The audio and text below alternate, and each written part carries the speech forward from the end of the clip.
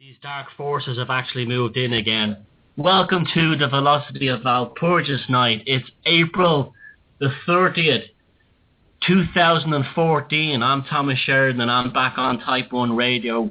I have Steve at the controls here, and the reason why I'm back on Type 1 Network is, well, I do sometimes be on the lounge, but the reason I'm back tonight is to basically have a virtual launch party of my new book called Walpurgis Night, Volume 1, 1919 to 1933, and to talk about it, and to talk about what led to this, and to hopefully explain the rationale behind this. You'll have heard me speaking on my old Sunday night show, which is now being taken over by the lovely Carl Jung, here on Type 1, which starts on May 4th, I believe.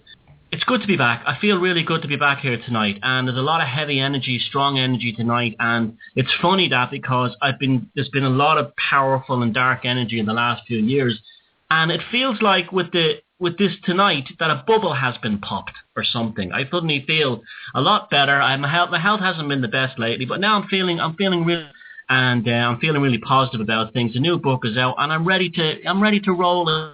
Those of you who listen to my old show here on Type 1 on a Sunday night, the Velocity of Now, which you did in quite large numbers, and I was very grateful for that. You hear me talk about certain subjects over time. And I've been like the rest of you. I kind of stumbled into what you would call this quote-unquote alternative conspiracy scene. Very cynical, I might add, around 2008. And I started to look at things, and I generally shied away from anything that had a bit of spookiness to it. Now, that's not to say I'm not interested. As you know, I'm very interested in that. I can read the Bible without believing that there's a God.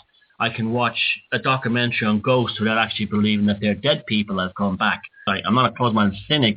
I'm a healthy skeptic, and I look at things. If some of you remember listening to my show when it was on here a while back, I spoke about I was walking through a town here in Ireland called Manorhamilton, and it was one morning, I think it was a Friday, I'm not sure, Friday morning, and outside the bank was the soldiers from the Irish Army were guarding a G4S truck, and I was feeling fine, and I had the strangest experience. As soon as I caught sight of the G4S logo, I had this incredible sensation come over me to vomit. And I did vomit. I actually had to run down an alleyway, find a dumpster, flip the lid open, and it was literally like The Exorcist. There was things I don't remember eating 10 years ago came out of me. It was an awful experience, and I felt very unwell right up until I did the show that Sunday night a couple of days later. And it was sort of the beginning of a weird kind of a thing, but it wasn't. Now that I look back on it, it was the end. It was the end of that. And I've been thinking about that a lot, and I never spoke about it, but I told you all I was writing a book, and I didn't tell you what it was about, but that was the closing rite of what had begun in spring 2012 when I started writing this book, which is come out today. Now, what inspired me to write this book was, as I said, I came into the conspiracy stuff like the rest of you, and I did have a fairly decent knowledge of magic. I'd read an awful lot of my 20s, and I'd never dabbled in the cult, but I was fascinated by it, and I knew that there was something to it. I knew it was part and parcel of what magic is, and what magic is the control of human perceptions in coordination with somebody's will. In our case, politicians, marketing, big business, mainstream media, and all that shite. Now, I started looking at a series of films about the Nazis and the occult back in 2011. And I knew about the Nazis and the occult, and I knew that the whole thing was a ritual. I saw the Nuremberg rallies. This was obvious to me. Now, I was in my studio, and as I do with every single project I've written, music, whatever, I begin with a sketch. I begin the magical process by pulling a sketch out of myself. I sketch on a piece of paper, or I sketch on a piece of, I use a big it's an A2 large pad of blank sheet paper that can take watercolor and pastels and markers, and it doesn't bleed through, and that's what I use. And they allow me to sort of get trains of thought out of my head, spooling them out of the muse and bringing. I saw this documentary made, I think it was called, about a very good documentary about the Nazis and the occult. Very good considering it was mainstream. It could have been absolutely worse. It had silly elements to it as well. However, it did have very basically good facts. Okay. Now, so I'm sitting there. And then I was reading about, like, I was looking at dates. We were hearing all these things about dates. 9/11 is a date, or this kind of 1/11 and 11/11. And I was starting to explore this. And I looked at dates in history, and I was flipping through 1919. I just think it's because it was 1919, and it looked like a magical number. And I said, well, I bet Shag-All happened in 1919 because it was the year after the First World War, which ritualistically ended on the 11th hour of the 11th month of the 11th day, and 3 11s is 33. So you know the message they were giving us there. And to my amazement, 1919 was an appalling year. There was wars everywhere.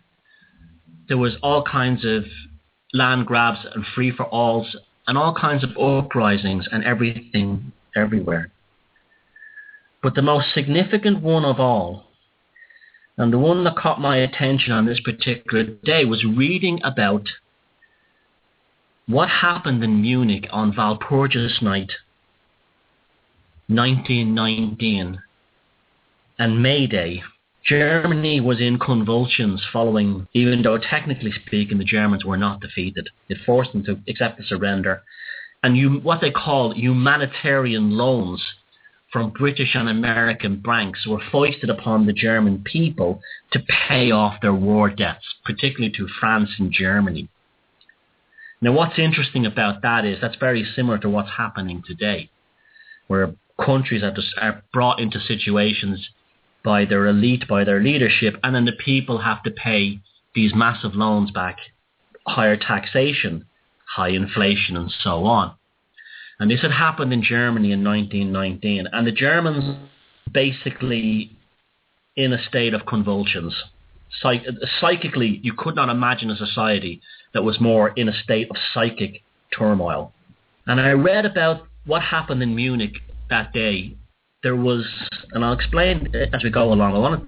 First of all, I was reading about it and found some photographs online, and one of the photographs I found online was a very interesting one.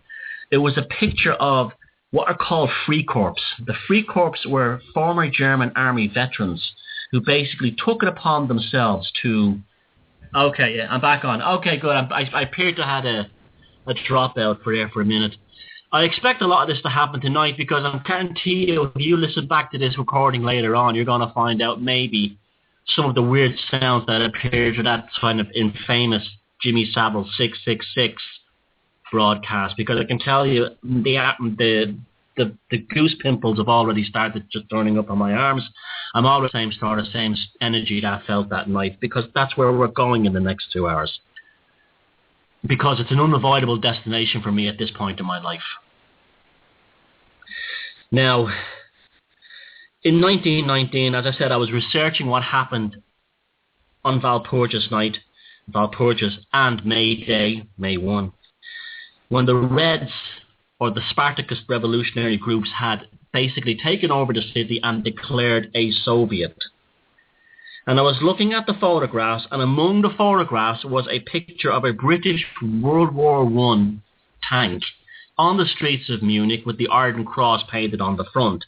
Interesting enough, even more, that made sense. They probably would have captured a British tank in the Somme and brought it back to Germany and were using it, and that's exactly what happened. But there was also something else going on. There was the symbol of the skull and crossbones on the side of this tank.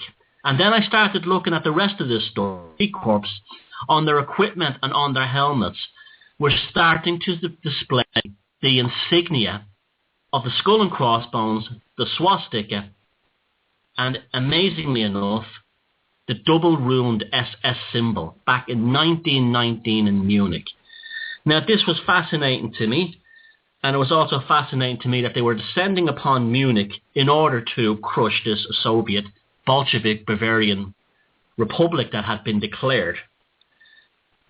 I was sitting there in my studio and I was sketching away, and this sketch is in my new book.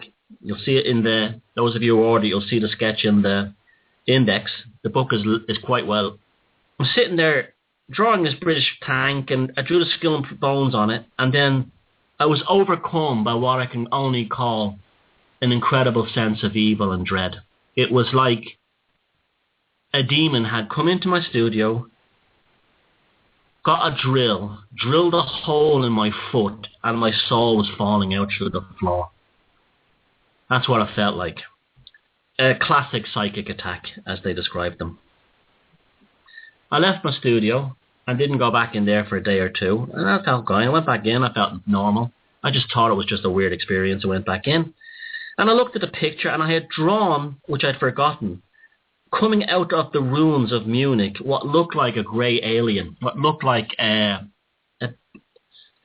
being, a ghost, hovering over the city with the skull and crossbones behind it. And then I said, oh, that's kind of interesting. I forgot I'd drawn that, and it looked kind of cool and stuff like that. So I went back online and I was examining 1919, and those of you who've read my other books, like Puzzling People, have known that I'm very interested in archetypes as they portrayed in Hollywood and movies. I'm very interested in film. Not modern film, but I'm very interested in film in general. And I was looking at German film, a poster for a movie called Nerven. You can look to see for yourself if you're listening to this live or listening to this later. Nevern, a film that was made in 1919 by film directors and film actors in Munich trying to deal with the horrors that were going on around them. And there, right in the middle of the poster of a film I never heard of and a poster I'd never seen before, was this grey alien type spooky ghost face. It was very similar to how I had drawn it. When this happening here, short of the labyrinth opened, you're passing through the first gate of Dante's Inferno. You must proceed with this because you're being what the universe is saying is, come here, at the end of this there's something really important. When you couple the synchronicities and when you couple the incredible experience of what I'd basically done was had a clairvoyant experience and somehow picked up through the collective unconscious this poster to do with this film in Munich in 1919. Well, then I went into basically constant researching, constant reading everything I could, every book I could on the Nazis, particularly in the period between 1919 and 1933. And what I discovered was the history of the world. That was 1919 Munich, the touch paper. And it happened because all kinds of occult groups in Germany, and there was all kinds of occult groups all over Europe. But there was one specific group in Germany. The Fool Society was basically given one or two lines in these books. And among these societies was the Fool Society. And Rudolf Hess was involved with a group called the Fool Society. Nearby the Four Seasons Hotel was an anti-Semitic pamphlet-running group called the Fool Society. Like, just passed off. And when you begin to study this, you realize, very quickly I might add, that this Fool Society, which is a footnote in academic history, was probably the most important occult society in Central Europe at that period.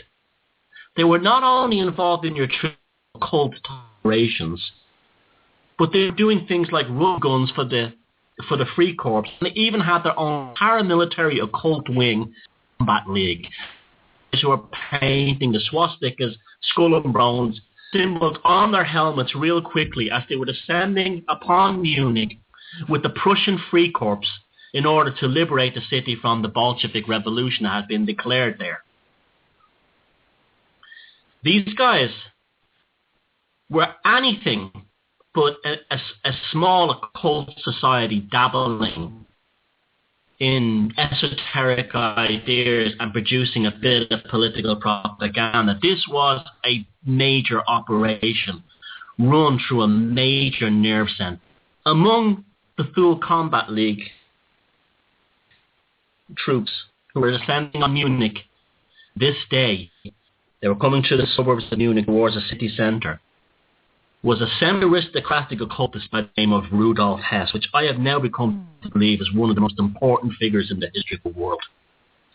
Again, this subject is so enormous, it's going to take me 3 books to get through it.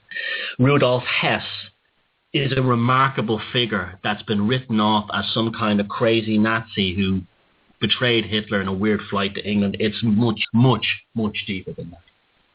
As part of this research, I actually visited Nazi SS underground bunkers. I actually tried to infuse myself, like I do in a lot of my research, in the time, painting landscapes, painting images of what the towns look like, trying to feel for it, watching old films, watching everything, reading all newspapers, looking at fonts, trying to actually get the feeling. And the more I did this, the more I realized how significant it was. Now, around the same time this happened, I had done a series of interviews, 3 talks with a guy called John Lash. I'm sure many have heard of him, who wrote a book called Not in Our Image. And in his book, he basically says that, this is the gist of it, I'm not going to go too deep into it, that it's basically the Cathar Gnostic belief that the God of the Old Testament, the Demiurge, or Jehovah, is a psychopathic demon who's pretending to be God. And that there are these non-human life forms that exist around and in this planet, which the Gnostics refer to as the archons. Now, it's an interesting subject because I kind of deviate a little bit from Mr. Lashness. I actually believe that, I did believe for a long time, that because of the etymology of the term archon, he was referring to rulers, because that's what the term means in Greek, lords or rulers. So the bureaucracy in places such as Alexandria and Jerusalem at the time, who were oppressing the Gnostics. Well, this all happened at the same time. I had this kind of bizarre experience with that painting. And I have come to believe, because it took me what was basically becoming Sherlock Holmes and going back through history and trying to find this narrative and this passage. What do numbers mean? Are the elites in communication with, non-human beings? Are they infected by a different kind of consciousness? And the answer to that, I have to say, I now believe is yes. I can no longer deny what I'm experiencing, and I can no longer try to be Mr. Snooty Atheist with a small a, or Mr. Slightly warm agnostic with a small a, which would actually make me small a Gnostic. That these things can't be real because they have to be. The evidence suggests that they are. I had a realization that a psychopath on this earth is a shadow cast by a demon. And some of these demons cast bigger shadows than others, such as Jimmy Savile, Henry Kissinger, Adolf Hitler, Stalin, Mao, you name it. Their shadow, the shadow that they are on this earth, a shadow cast by a demon. And through a series of historical exploration, which I will talk about, this demonic force, whatever it's called, I looked at all the archetypes and all I looked at everything and I dismissed most of it. I really did. Except one, and that was the jinn. The Islamic idea of this other form of consciousness. The jinn. DJINN. the more I studied this subject, the more I looked into it, and also the psychopaths who run this world. How did this happen? Now, I've written this book, Walpurgis Night, very much in the style of a novel, even though it's all factual. I write in a kind of a literary style anyway when I'm writing about factual subjects, but it's written in that style. I wanted it to be a page turner. I wanted it to be accessible and readable as much by people. But it's written in the style of a Tolkien novel. So although it starts in 1919 and eventually through this trilogy will end in 2020. Before 2020, I'll finish the book anyway. Long before. But anyway, it'll finish in 2020. It'll be a 101 year cycle, basically. I've written it in the style of a Tolkien novel, like the Silmarillion, where you have the continuing narrative in the present, or in this case, in the first book, 1919 to 1933, and then I'll flip back to relevant things in history that would actually impact on what's going on in the present. So it's a historical story, but it will flip back in time at certain points to add meat to what's going on now. And this was a big journey for me. And I've had phenomenal revelations lately regarding so many things, and I want to share them with people, and I will be doing this tonight. You can think of this show as sort of like a compendium, an audio compendium of the three books, as they currently stand now, not just the books. So this idea of the jinn, why did that appeal to me? It appealed to me for two reasons. One, their descriptions of it seem to suit and fit into just about every paranormal experience that we're talking about, including archons. You see, we shouldn't get too hung up on words here. You know, archon is a term we can use. You can just easily use demon. You can just easily use jinn. You could just easily use fairy. You could just easily use spirit. It doesn't matter. You're still describing, in whatever vernacular you're using, a form of consciousness that's beyond the human psyche. It's beyond us. Now, what happens when you have two competing forms of similar or involved species on the planet cut the other out? I believe that human beings, now not all of us, I think the ones who they call the psychopaths, and particularly the royal families and people like Jimmy Savile, are infected. And it's an infection that's been spreading since the Middle Ages. And it metastasized like a tumor until it reached a point where we couldn't produce enough antibodies to keep it down. And it metastasized, and not only through political, social, economic, and warfare ideas, but also through spiritual ideas. It had to destroy the gods of Europe, the archetypes of the Europeans, in order for the infection to spread and to break down the psychic and spiritual immune system of the Western people, Europeans and people of European descent all over the world. The Gnostics were trying to warn us, as were the Cathars, as were some of the Vedic traditions. That's because the Vedic archetypes are essentially European in origin. I believe that many thousands of years ago, European-type people moved down into the Indian subcontinent. Before the song went along there, I spoke about what the events in Munich in 1919, which is covered in depth in the book.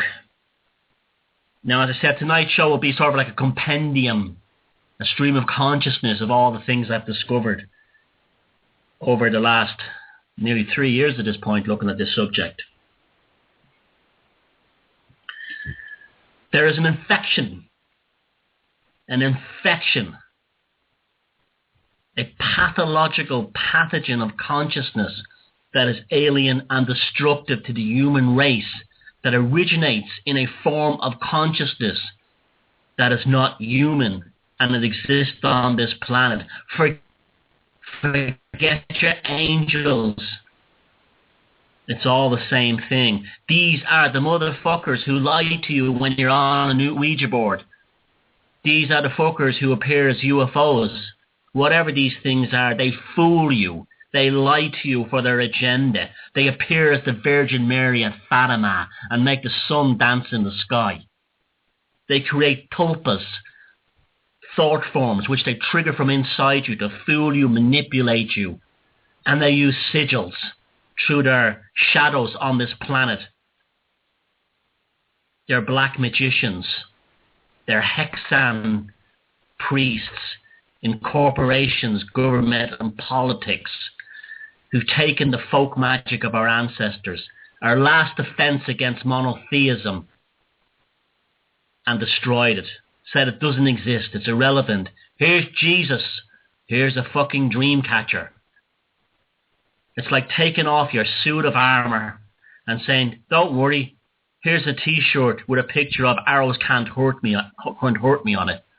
It says arrows can't hurt me, and then the fuckers fire arrows at you. Back in the Crusades, something happened. And I'm going to tell you what happened. Back in the Crusades, Vikings are bastards.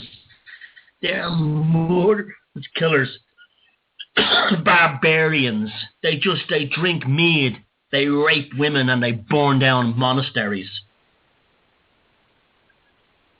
And then you repeat that, and you say the same about the Teutonic armies in the Black Forest who defeated the Romans. Oh, they were just savages. They were just dogs. You hear the same thing about the Saxons, the Picts, the Gaels, and the Celts. They were just savages. Until monotheism came into Europe and made them all super savages, but let's not talk about that. When you look back, you see that things were very different back then. Yes, the Vikings spread all over the world. Brilliantly, I might add. They don't get enough credit for that. Genius engineers, seafarers, navigators, metalworkers and artists, poets, explorers. They were incredible, but they've been reduced to savages who just wield axes. And they gave poor little Christians who were defenseless a hard time. What the Vikings did, and what all kings did back then in Europe, was they stood up for their people. Yes, they might have to go to war, but ultimately they were taking care of their people. It wasn't colonialism to conquer someone else like the Romans did. It was none of the sort. It was to take care of their people. You can find very little in history of kings oppressing, prior to the Middle Ages, of kings oppressing their own subjects. Quite the opposite. Think of the Arthurian stereotype. The king who rises up to protect his people. The king stood on the battlefield with his soldiers. He fought alongside his peasants. He was willing to die with them because it was done for them. It wasn't done for him so he could oppress them. That's what it was like. For the most part, of course there was exceptions, but that's basically what the general idea was. That all changed when Christianity, monotheism, made its way to Europe. Okay, brilliant. Sorry again, folks. I knew this was going to happen tonight. I knew this was going to happen. The same crap, folks. So please bear with us. Steve at the controls and the rest of us are doing our best. This is it. This is what happens when I talk about this subject. When I even hinted about it on other shows, this is what's happened. Now, I'm fully talking about it in the open. I've come out of the closet about this stuff, and you see yourself, I don't know. Do I cause it? Is there an energetic force that causes it? Is someone shutting us down? But I don't know, but it happens. I expect this to happen. It happened during the Jimmy Savile thing. It's happening now. And we'll get through this because they won't shut us down. Now, how did the infection get into Europe? The Crusades, basically. The Crusades went to the Holy Land, whether they were incited there to go there by supernatural forces, but they went there to fight the Islamic world and to what they said liberate, quote unquote, the Holy Land from people who'd lived for hundreds of years. They got down there and there was horrific battles. Now during these battles, incredible energetic forces were unleashed.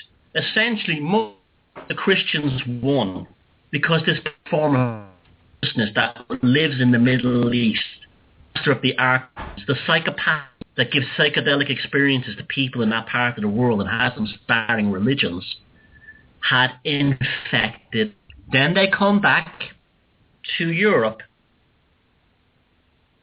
in the form of the Teutonic Knights. And this is where the story begins. Because that's the crossroads. The Nordic and the Southern archetypes all meet there. This is the heart center of Europe. If you want to infect it with this jinn archontic consciousness, you go right to the heart center.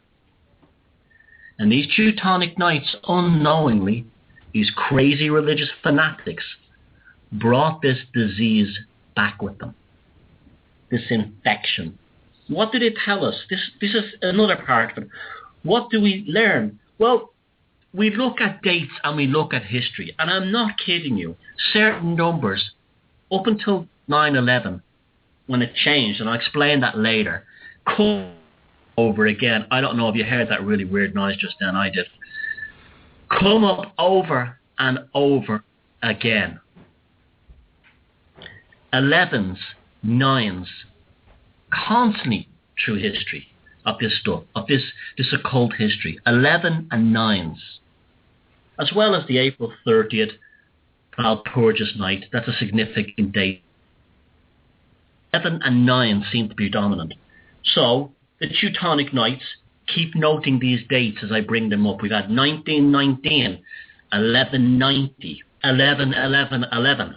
He received his orders to establish the order in terms of a political force. In what date? Well, you guessed it, 1199. You got it from the Pope.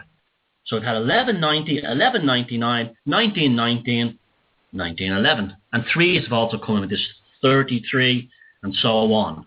I believe in 313 the actual Holy Roman Empire was founded, which basically was the charter system that gives kingly sort of ideas and statutes through the history. So the Jinn brought this thing back with the Teutonic Knights. The Teutonic Knights basically settled in a vast area, or should we say their lodge, at the time, between the North Sea, northern Holland, bit of Flanders, parts of Denmark, all across what we call today northern Germany, and into Poland, almost as far as Russia, and deep down south into almost as far as Austria. And they created a nation eventually, and they called it Prussia. And Prussia was a very interesting nation because it became the kind of the hammer of the monotheistic Jehovah Jinn demon consciousness. It enforced Christianity. It was the real power broker. It created very successful and very powerful kings who were brutal, not only to their enemies, especially anyone who wouldn't convert to Christianity, but also to their own people. This is when it began. Now this infection, it has to metastasize, it has to spread, it has to destroy healthy tissue. So these Teutonic aristocrats. Now, we're not blaming Germans here. We're talking about the aristocrats. Germans are the first victims of all this. I'm not kidding you. When you look at the genealogy, by the end of the 1600s, just about every royal family in Europe was German, directly going back to the Teutonic Knights, who had gone to the Middle East and become infected by this Jehovah, Demiurge, Jinn, Archon thing, whatever you want to call it. They made sure to spread into every royal family. Why? Look at the names of the British royal family today. Holstein, Battenberg, Saxe-Gotha, Coburg. The same happens in Sweden, in the French royal families. Through the French royal, the Bourbons were actually the cousins of the Habsburgs, who were also partly infected by them through the Austro-Hungarian Empire. That spread into the royal families of Spain. It went on through all the royals to the point where by basically 1600, every royal family, the infection had been complete. This is also the same time they all started to work together. First through the Protestant Reformation and then later through the Enlightenment. And when they had problems, they would, in terms of population explosion, they would fight with one another to cull the population. The most obvious example of that would be World War I, where every royal family in Europe had created up all kinds of alliances. By the time the war broke out, it basically had thinned the population of Europe significantly for men.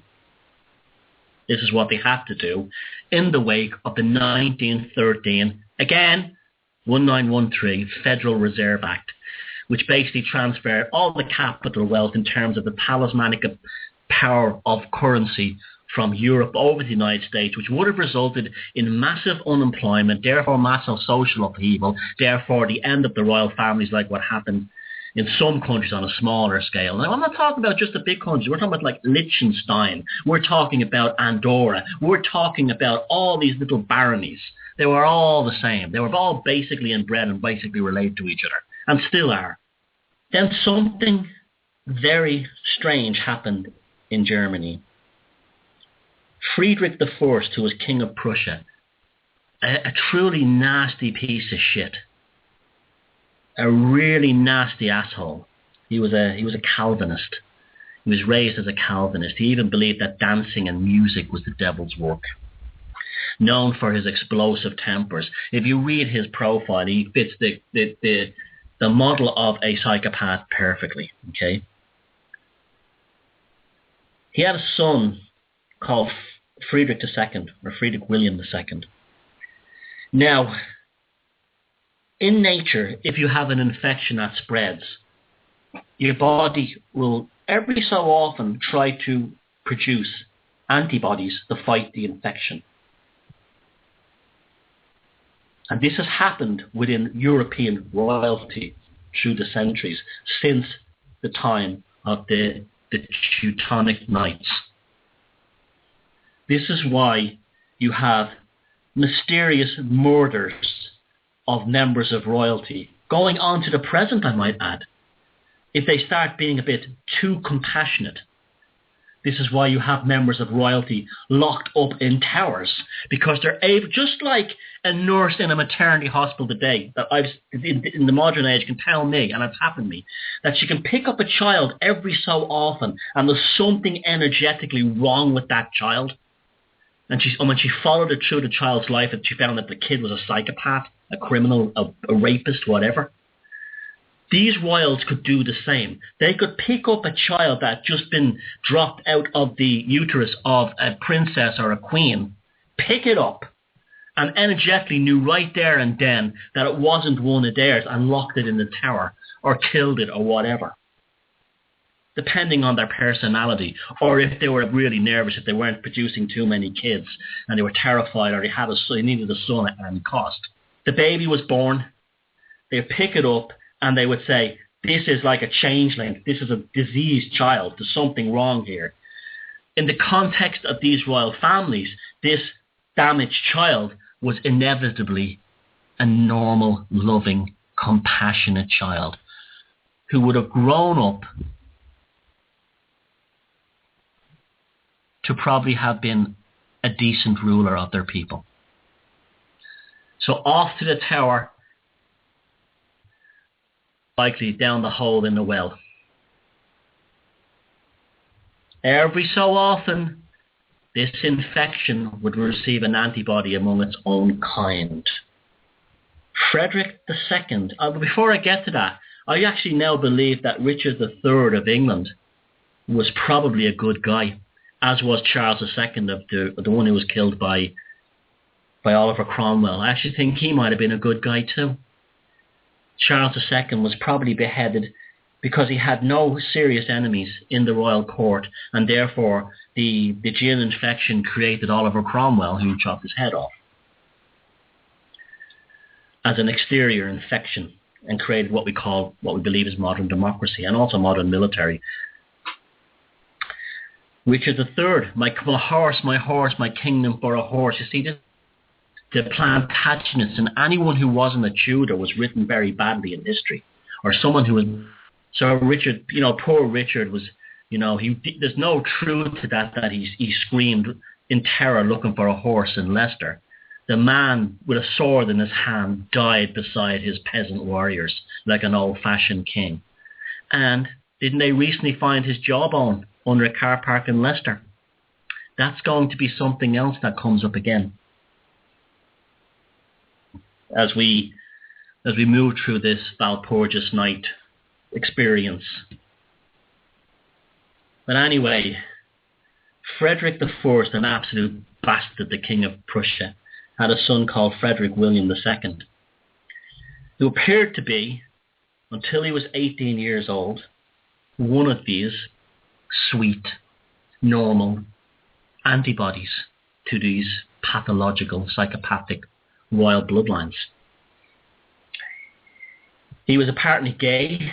Well, he was gay. They don't admit it, but he was gay. And he had a boyfriend called Hans Hermann von Katte. And they were both like well-trained, educated, young men who had the military experience and all the other stuff. But they weren't interested in absolute rule or anything like that. They were into music and art and poetry and just having a nice time and being nice and patroning artists and all that kind of healthy stuff. Father didn't like it. He had a plan with this guy, his lover, Hans Hermann von Katte, to go to England. Now, the story is they were going there to actually set up an army along with King George and to come back and attack Prussia, but there's absolutely very little to that when you look at it.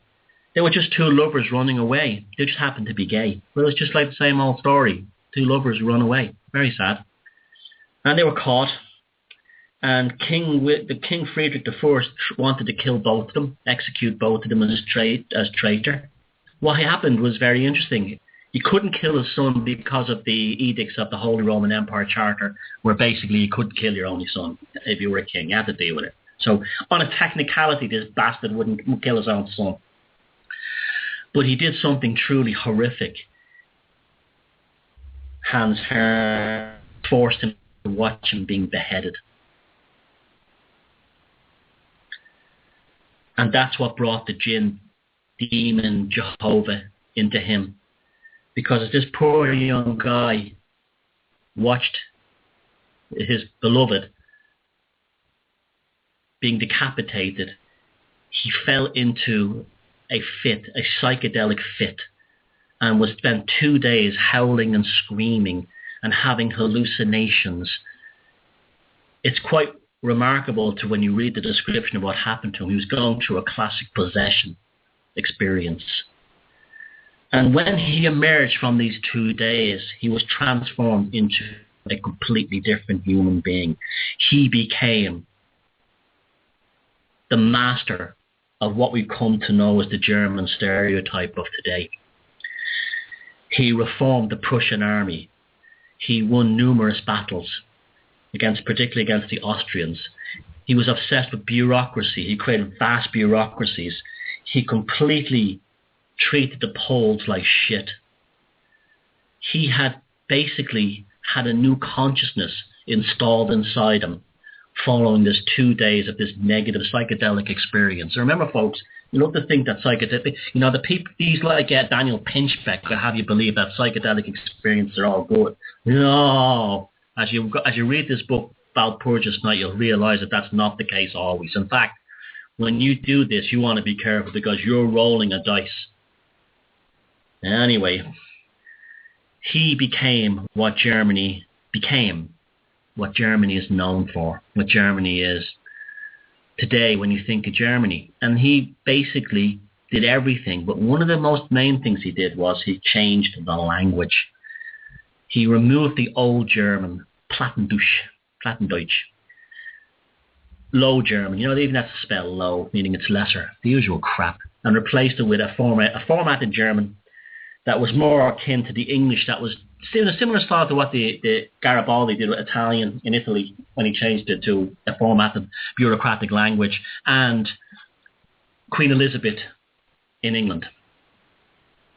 Now, the reason why they changed the language was because and people listening to this show know that language is a spell.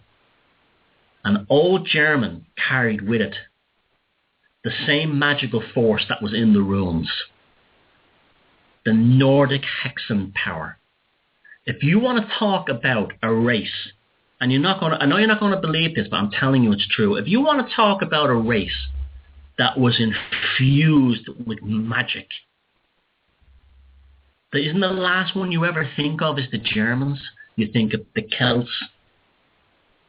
You might think of the Vikings, so on. You never ever think of the Germans. Well, the German Nordic hexan magic was the most powerful of all. It was a magic of warfare. And this was the purpose of the runes. And it infused the archetypes that were very common all over Europe, particularly the Nordic archetypes, those of the Vikings. They wanted to murder and destroy the last vestiges of that so the infection could happen more complete across the entire European soul. So they've been demolishing. St. Patrick came to Ireland and says, all your gods are a bunch of assholes. Here's the real God. Now here's a little shamrock, stupid short story. St. Patrick was a Henry Kissinger type individual. He was these guys, these saints who went out around Europe and converted. Think of them as the IMF troikas of spirituality. They were wiping out the previous archetypes because without these archetypes, you're helpless. You're helpless.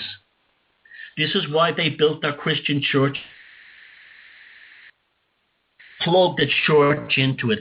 So they fed that pathological jinn, Jehovah energy into that ley line and polluted it. This is why they built their biggest architect. This is why they built Gothic cathedrals to look like the groves of the Teutonic and Celtic Druidic forests.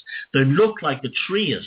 When you hear a person say, oh, these Europeans, they're so evil. They went over and they killed the Africans and made them Christians. Oh, they went to America and they killed all the natives. We got that shit before anyone else. We were the first victims. Remember that. And this thing of white guilt is part of that. So they do not want us embracing what we truly are. Anyway, so you destroy the psychic defenses. And language was a big part of that. The Teutonic magic was the most powerful of all. They had the magic of the runes. They were aware of the forest. They had incredible relationships with nature spirits.